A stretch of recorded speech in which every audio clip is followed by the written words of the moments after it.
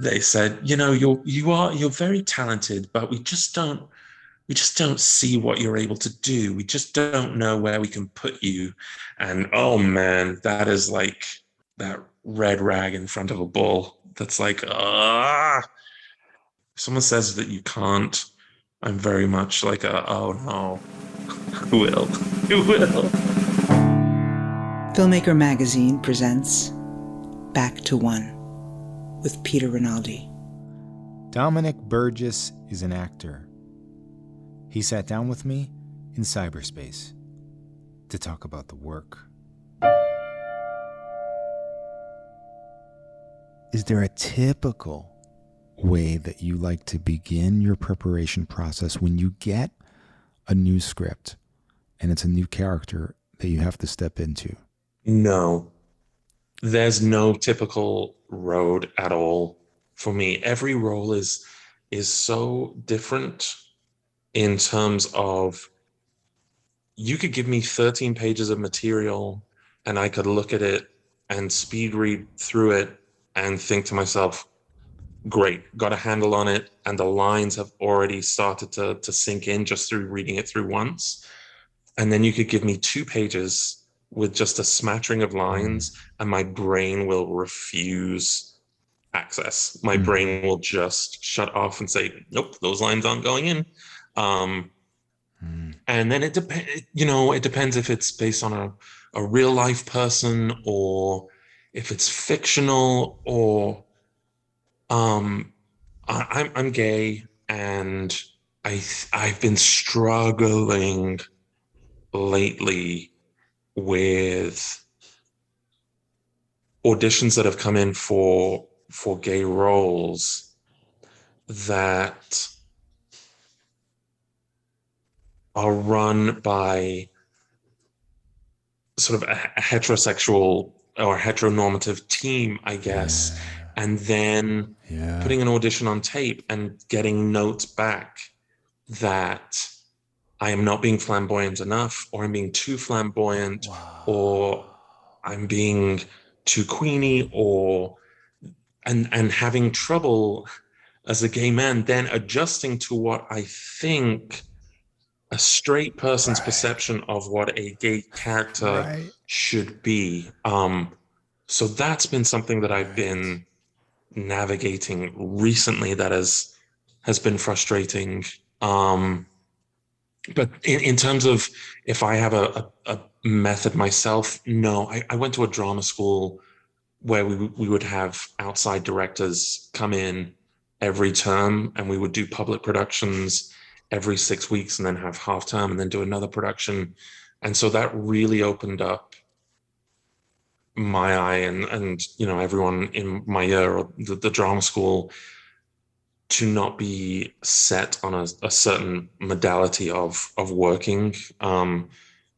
We did Meisner and Stanislavski and method, and I sort of cherry pick things that work for me and discard the rest. And I think, as long as the way that you're preparing doesn't impact other actors or other people on set, go crazy, do whatever you want.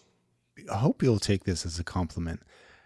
I feel like I don't know if you know her, but you're a fellow Feud star, Allison Wright. Yeah, I know Allison. You guys are similar actors to me. First of all, you both invaded America, and and you're doing this work on this level that it feels like it's turning heads, in this way that makes me want to talk to you people, which is that it's truly like born from the work.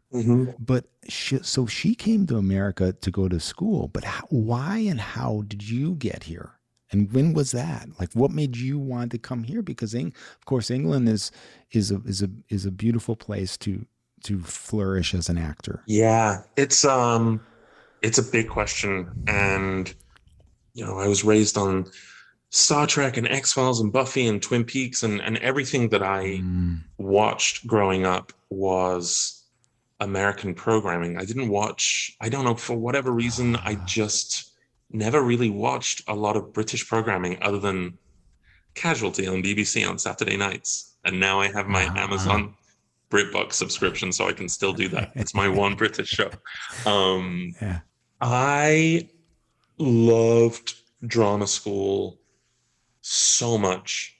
I went to drama school from 2001 to 2004 and loved it. And then we graduated, and then I really struggled with London and working in London. I felt, and it, you know, I think it's a personal thing, and every actor is going to have a very different journey. I felt like at that time, at least, that agents and casting directors were very inaccessible, that if you didn't come out of one of the top 3 drama schools or you weren't with one of the top 3 agents, that the doors were kind of closed to you. And I would have been very lucky if I was getting an audition maybe once every 3 or 4 months, whether it's for commercial or TV and film. And so, you know, I got a day job at HMV, a DVD and music store over in England. Yeah. And then, yeah, I was lucky if anything would come in, and because the auditions were so few and far between, these horrible nerves would come out to play, and this pressure of, oh, I'm not going to have another audition for another 3 or 4 months, and I've got to book this audition, otherwise nothing's going to happen, and then it strangles you, and you don't do your best work. And I really hustled as hard as I could, and I pushed, and I took extra classes at the Actors Centre in central London, and I was writing letters constantly to casting directors, and the only one that came out of that was Doctor Who, and that casting director was Andy Pryor. And I wrote him a letter to say, oh my gosh, Doctor Who is coming back, and Sylvester McCoy is my doctor, and like I would love to be any part of this. And he brought me in, and that was how I got that. But it just felt like I had an agent at the time who, you know, you're young and you're at a drama school, and you would call and I'd say, hi, I'm just, you know, touching base. And they'd say, oh, well, you know, it's coming up to Christmas, love. So all the casting directors are at home with their families. And I'd be like, okay, I'll call in the new year. And I'd call and they'd say, oh, well, you know, it's February, so it's Valentine's Day. So everyone's gone away for the weekend. And then I call another couple of months later and well, it's Easter. It's St. Patrick's Day. It's Easter. And so everyone's gone on Easter holiday. And it was just a perpetual cycle of that. I'd jumped over to America a couple of times. I'd come over to work at a summer camp in 2001 and come across to LA and driven back to New York. And I loved America. And so between 2004 and 2007, I came across a couple of times just to take classes, and the feedback was good. And I'm sure, you know, they were courses that were designed to breed more income and like, hey, you're really good, you should come and take more classes here. Here's an international program. I'm like, oh, okay, this sounds great. They like me. And so I did them, and I met more people in those 2 weeks of doing those courses than I had done in months and months of being in London. And when I did move to America, I moved in November of 2007. I got my visa and moved here. And it was the writer's strike. It was the writer's strike of 2007, 2008. And outside looking in, you would think like, what a fool. What a terrible time to go to America. But casting directors had nothing else to do. They couldn't cast anything. So they were all holding general meetings, and they were taking workshop classes. And I kid you not, I met more casting directors in 3 weeks than I had done in 3 years of being in London. Wow. And it was like, oh, this is how it's supposed to be. And people were accessible. And I started auditioning straight away, pretty much. And I jumped into classes here. I got a day job at a movie theater.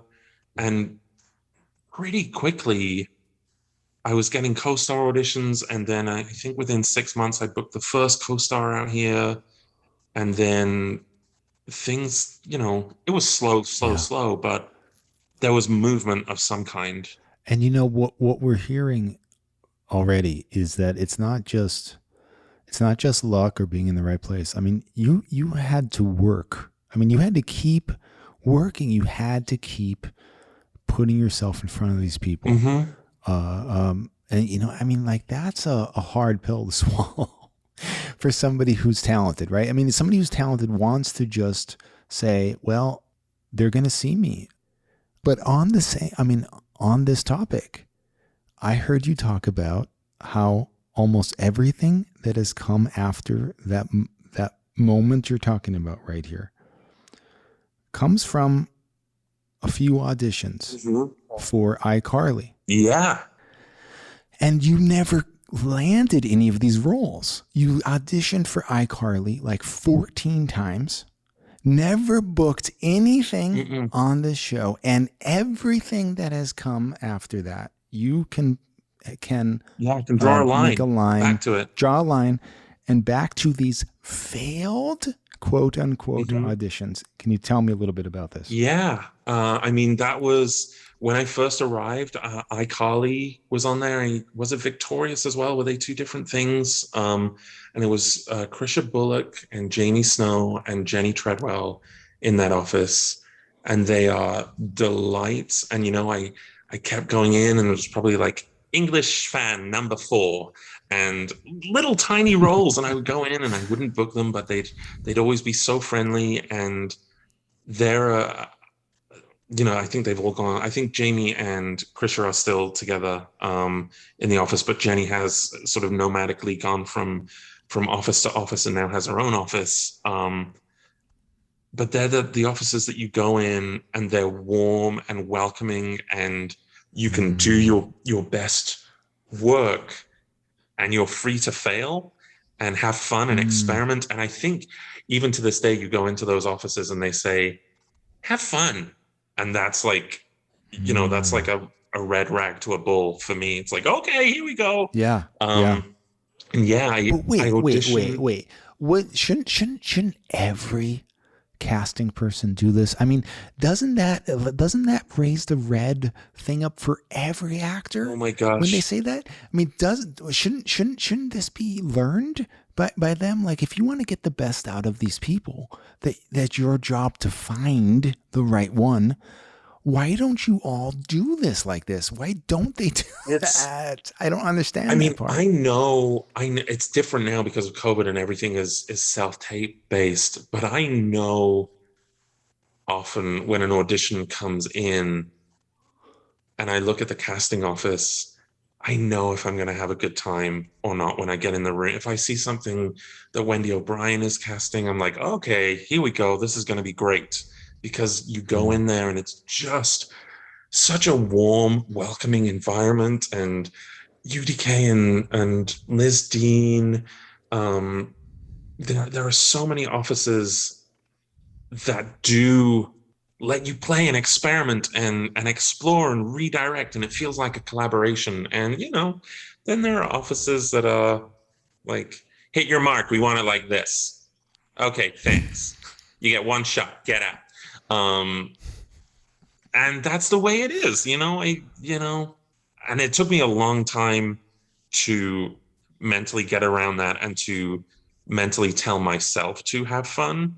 I used to go into offices from a place of desperation. Like I said, I think it came from those 3 years in London, that sense of desperation of like, what do you want? Tell me what you want and I'll give you what you want. And it took me a long time to get to the point of me thinking like, oh, this is what I'm going to give you. And if you like it, That's great. If you want to redirect it, I'm ready. Let's play. If this is not what you're looking for, remember me for the next thing. Yes. I know it's so hard when those auditions aren't coming in to do Yeah. that. And you know, those nerves, those feelings still sometimes creep in if I get a script for something that I really, really want.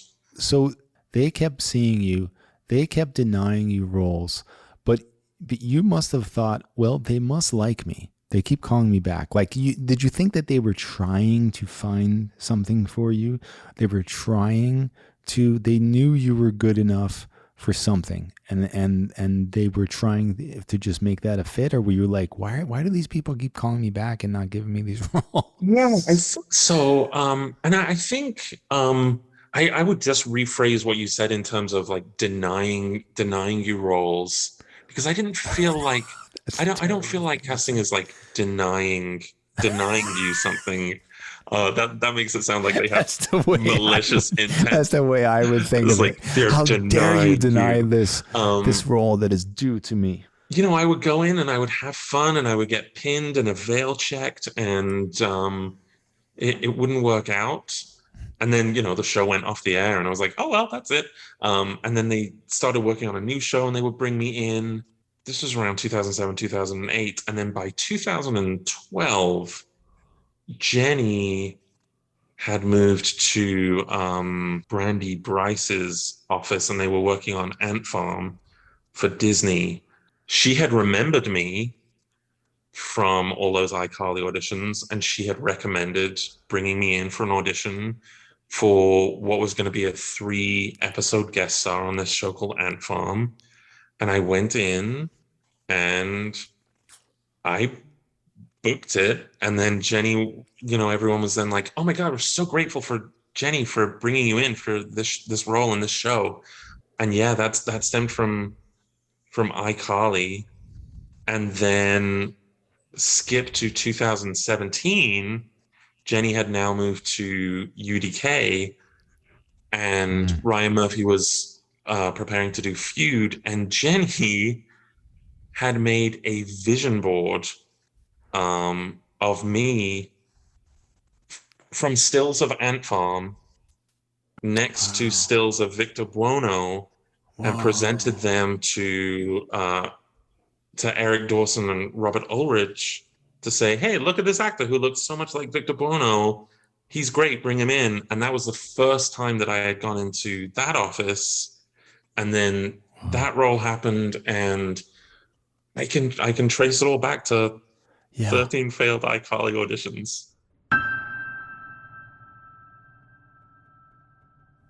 So when Feud comes along, this Ryan Murphy project, that must have been really exciting. What was that audition like?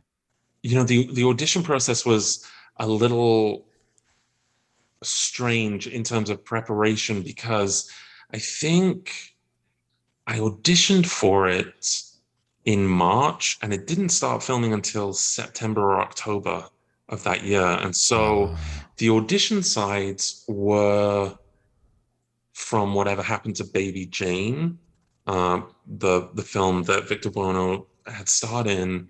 And so there was a little confusion about if I should be doing the audition sides as Victor Buono or how he played it in Whatever Happened to Baby Jane, and where the line was drawn between his performance in that would be insane and him as a real person. Yeah. So we sort of did it two different ways, and then when it came to being on set, I try and do this a lot. Certainly pre-COVID times, I'm a little bit of a Video Village whore. If I can, I love to just go and sit in Video Village and watch, because I just like absorbing and asking questions and looking what shots they're using and seeing what pace everyone else is moving at and how other actors are performing, especially, you know, if you're moving from set to set and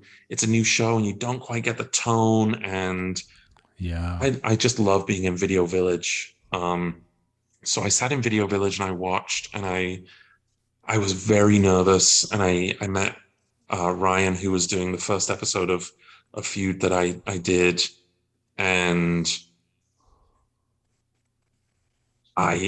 he can, he was I was probably letting my nerves get to me, and I was intimidated when he came over and was sort of blocking the scene.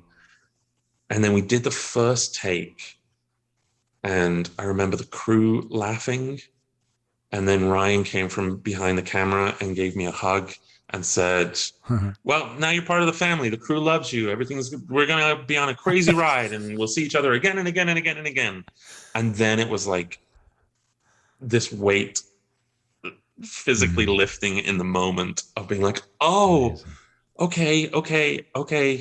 Here we go." And then yeah, the rest of it was a lot of fun. Just those first day nerves, I think. Yeah. And the rest of it was a joy. Allison was a delight. And Alfred, I feel like all the British people just got together to talk about where they could find baked beans in Los Angeles. And then, yeah, we all became friends, and it was delightful. They gave me a lovely toupee to cover my receding hairline. And yeah, it was great. And again, so many wonderful things have sprung from Feud, yes, which has been wonderful too. So it's been instrumental. That role has been really instrumental in everything else that's come. And isn't it? Doesn't this guy seem like he rules Hollywood? Ryan, he's Ryan everywhere, Murphy? Everywhere. I mean, how many shows does he have going on at the same time? He's got things going on FX, and he's got the Netflix deal, and he's not real, right? Just admit that to us now. I mean, there are many Ryan Murphys. I mean, what must be going on in his brain? Because there's so much, and he's hands-on with every show, whatever show you're doing. Is that right? You get clearance for wardrobe and hairstyle, and the team will send a text and say, "What about this?" And within minutes, there's a reply to say, "Yes, like it. Let's change this. Let's do this." Wow. And it's wonderful, because it really is like a family in terms of doing Feud. The cinematographer, Nelson Cragg, then sort of moved up into directing his own episodes, and the camera operators moved up into DP positions, and then the camera assistants moved up, and everyone is developing through all of those shows.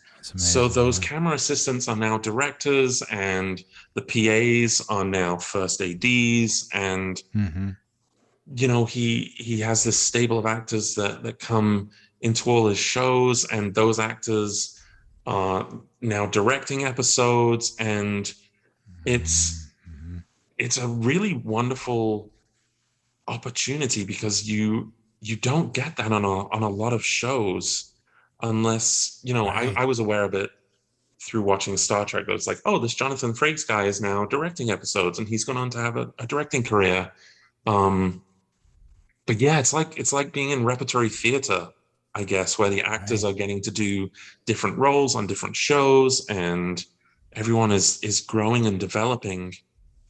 And I jumped onto their director mentorship program and shadowed on 911, and I wouldn't have gotten that opportunity anywhere else.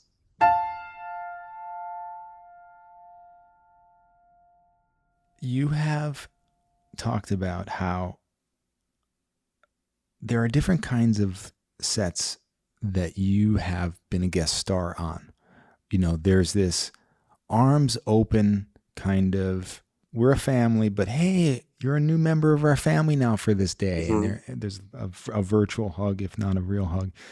And there's another kind, which in one interview you just described as like a cold set, and it's not necessarily, you know, that's necessarily a judgment. It's just that the work is being done. It's not necessarily friendly in a traditional way. It's just tell me if any of these words are not the way you would say it. I would love to know though, like, is there a trickle down thing with these sets? Do you think that this is coming from a head?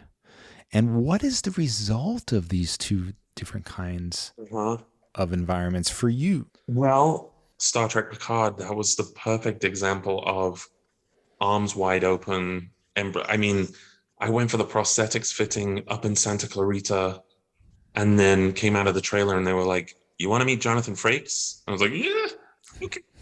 And they took me into the dining room, and Jonathan Frakes stood up, and he's a tall guy, and he flew his arms open and said, "Mr. Fupp, welcome to the show, welcome to the family." And then, you know, embraced me in a hug and was like, "We're going to have so much fun. This is going to be great." And then I'm crying, and it's okay. And that's for me personally where I do my best work, when it's a warm, open, collaborative environment, because I've, like you said, been on those other sets that are cold and there are no hellos in the morning, and it's just, you know, this might be an ego thing coming in, but you know, my name's Dominic. You can call me Dominic. You don't have to call me by the number on the call sheet, and you don't have to call me by the character. Like, I get character names is more forgiving, but you know, if someone calls me number 9, like then I'm like, no, come on, guys. That's insane. And you can, then those sets are less fun, and it does become just a job, I guess. I mean, you know, I still do my very best work, but when a director or other actors are cold and distant and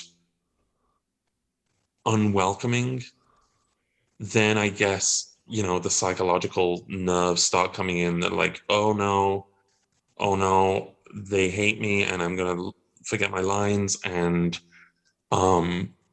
it's just not, I don't thrive in those environments, in those cold environments. I like the collaboration and talking and connection. I feel like if the other actors and directors are open to a connection, that's where the best work comes in.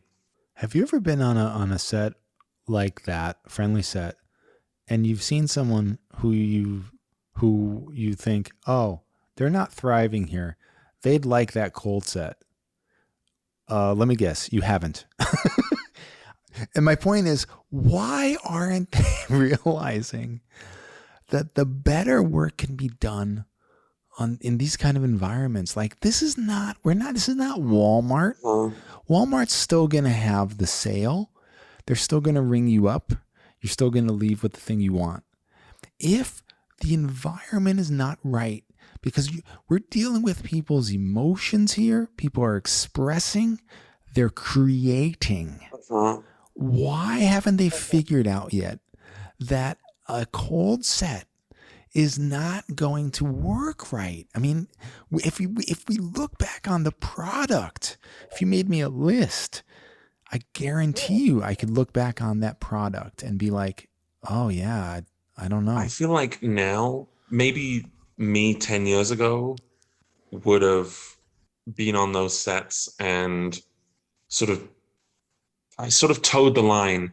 Like, as a guest star actor, you're sort of coming into other people's houses, and it's not your house and it's not your place to come onto someone else's ship and rock the boat. So I'm always very respectful of that, you know, still to this day, of reading the room and getting the atmosphere and seeing what kind of set it is. And it used to be that I would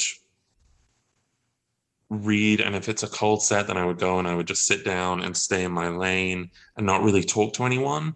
But now I don't really do that. If I'm on a set that feels that way, I'm still going to be me and nice to the crew and everyone that I come into contact with. And if someone else isn't giving that back, it's on them. It's not on me anymore. And I'm not going to breed that same kind of environment. Whatever, I'm comfortable enough now going into an environment, and if it's cold, still being able to keep my head up high and say, well, that's not the way that I operate. Hello, good morning. How's your day going? How was your weekend? Yeah. Great, cool. Oh shit, look at that camera. What does that do? That's just how I'm gonna operate. Yeah. And if you know, if that's not for other people, then that it's on them. It's gotta be on them. Yeah. That's good on you, man. And same thing, you know, if people, other actors, however they prepare, people prepare in multitudes of different ways. And I love exploring how other people prepare and asking them about it and talking about other people's processes. And as long as you can still engage and talk to people, that's great. But I something shifts inside of me where people have processes that sort of bleed out into their environment. It's not for me. I cannot stay in character for a day or a week or 2 weeks. I don't want to. I wouldn't want to do it to myself, and I wouldn't want to do it for the people that I'm working with, because I don't know. I feel like it blocks you off to everything else that's going on around you. People that are trying to make human connections, or if, you know, just completely random, let's say that you're playing a murderer and you're in this dark headspace, and then, you know, it bleeds out and it makes everyone else's day miserable because, like, the number 3 on the call sheet is wrought and filled with rage and flipping tables and slamming doors. And then it's like, I can't. Just because your character slams doors everywhere they go, great. But it doesn't have to extend to the trailers and the makeup chair. And it just doesn't for me. For me. If it works for you, great. But if it affects other people, no. You are the first person that I've had on this podcast who, the day we're talking today, actually worked as an actor. Yeah. Okay, you just came from a set. You cannot tell us you can't even tell us what set this is. I don't even want you to. It's okay. Don't tell us anything like that. But I want to know, because you just came from a set. Can you just talk about just your day? Let's start with, like, on your way to the set. What were you worried about today? And what came about that either fulfilled those worries or alleviated those worries? Yeah. The job that I'm on right now, speaking of, you know, going to dark places, is the darkest thing that I have done to date. Wow. And it involves stunts, which I'm not familiar with. And there's been fight choreography involved, which was intimidating. And it's the first time that I've had an accent and dialect coach on set, because it's a region of the world that I'm not adept at doing the accent for. And driving an old van while doing the accent, knowing we're getting out, and then doing stunts, and so going into this job, I was kind of petrified, but in the doing of it, the last 2 days have been almost some of the most rewarding, because it's stuff that I've never really done before and never really been given an opportunity to do before. And so I feel coming home like I've grown as a performer in some way, that I've like, oh, I am capable of, I can do those stunts. I can, like, I'm not a violent man in any way, shape, or form. And so it feels, when people are saying like, yeah, just punch him, you'll punch him in the nose and your fist is gonna end about 2 inches from his face. Don't worry, your arm's gonna lock there. And I'm like, yeah, but what if he leans forward? And what if I'm not completely on my mark? And but it's been run in such a wonderful way. And there's intimacy coordinators and there's fight choreographers and stuntmen on hand to make sure that everything is safe. And it's yeah, it's been really challenging, but really, really rewarding.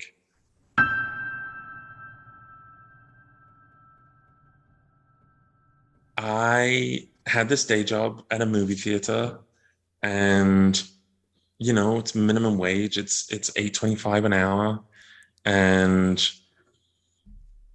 I was saving up for my green card case and barely getting by. And I reached a point where I didn't have enough cash in my bank account. I think I had like $17 in my bank account, and I was trying to get a 20 out so that I could get a bus home. And I didn't have anything in my British bank account, and I was destitute until I got my next paycheck. And I worked at the ArcLight Sherman Oaks down on Ventura Boulevard and Sepulveda Boulevard in LA, which is now closed. But it was like 2 o'clock in the morning. I was trying to get back home to North Hollywood, and I had no money for the bus fare home. And I rolled up my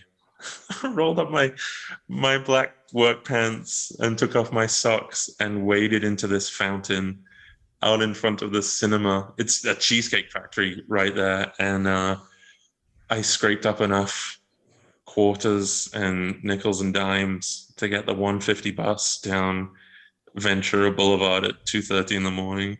Who would have thought that somebody's wish got you home that night? Yeah. And Yeah. and here you are, man. I mean, hard work and perseverance has pushed you through this. Yeah, I am sometimes to a detriment, doggedly determined. If someone says that I can't do something, then again, that's like my bait. I went into I said that London was very inaccessible, and I literally knocked on agents' doors when I was there. And I had a friend who had this agent who I had invited to the showcase at drama school, and then had, represented my friend. And I knocked on their door one day, and they knew who I was, and they asked me to come up, and they said, okay, sure, you can come up and sit. And they said, you're very talented, but we just don't see what you're able to do. We just don't know where we can put you. And oh man, that is like, again, it's that red rag in front of a bull that's like, Yes, I'll show you what I can do. Not in a like ego, I mean, I guess in an ego way, but yeah, just that inaccessibility. It spurred you on. It spurred you on. Yeah. If someone says that you can't, I'm very much like oh no, who will? Who will? Dominic Burgess, thank you so much. Thank you so much. This has been delightful. Back to One is a production of Filmmaker Magazine, which is a publication of The Gotham, formerly IFP. Listen to back episodes of this podcast at filmmakermagazine.com or wherever you get your podcasts.